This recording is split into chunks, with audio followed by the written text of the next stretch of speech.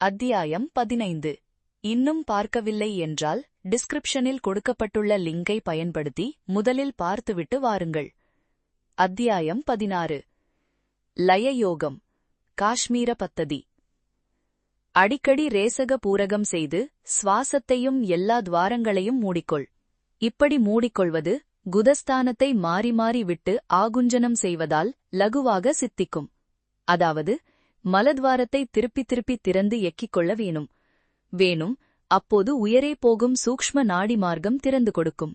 முன்னே கீழ் தொங்கிக் கொண்டிருந்த நாடி கிரந்தி தளங்கள் சுவாசம் நிறுத்துவதினால் மேல் நோக்கி திரும்பி மலர்கின்றன.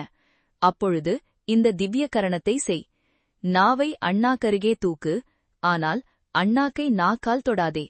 மேலுதடும் கீழுதடும் மேல்வரிசை கீழ்வரிசை பல்களும் அப்படியே. கண்களை மேலும் கீழும் பார்க்க விடாமல் மத்திய திருஷ்டியில் உத்துப்பார். சரீரம் நிமிர்ந்திரு. வேறு யோக முறைகளில் இந்த குதஸ்தான பிரகிரியை அஸ்வினி முத்திரை என்று சொல்லப்பட்டிருக்கிறது. இது பத்மாசனத்தில் விதிக்கப்பட்டது. மேலே 7வது அத்தியாயம் 3வது பாராவில் சொல்லியிருக்கிறது.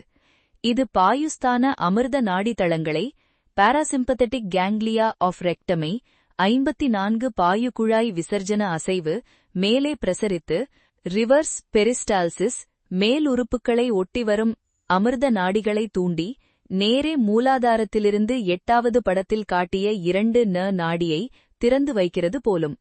மேல் திருப்பப்பட்ட நாடி கிரந்தி தளங்கள் வயிற்றிலும் மார்பிலும் ஏற்பட்ட நாடி உறுப்புகள் என்று சூசிக்கப்படுகிறது.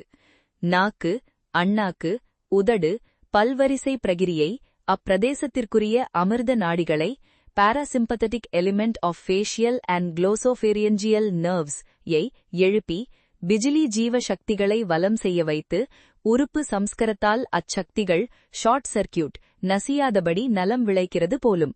அப்படி கண்ணுற்ற பார்வையால மேல் அமிர்த நாடி ஆக்யுலோமோட்டார் நர்வ் குணப்படுத்துவது போலும். 2. இந்த திவ்ய கரணத்தில் சுவாசம் வெளியில் விடுவது மெதுவாக இருக்க வேண்டும். அம்மெது ரேசகத்தில் நாடிகளும் கிரந்திகளும் தளங்களும் திரவங்களை மேலே கக்குகின்றன. பிறகு ஹிருதய கிரந்தி துளைக்கப்பட்டு துவாரத்தில் காற்று போகிறாற்போல் ஒரு கோஷம் உண்டாகிறது.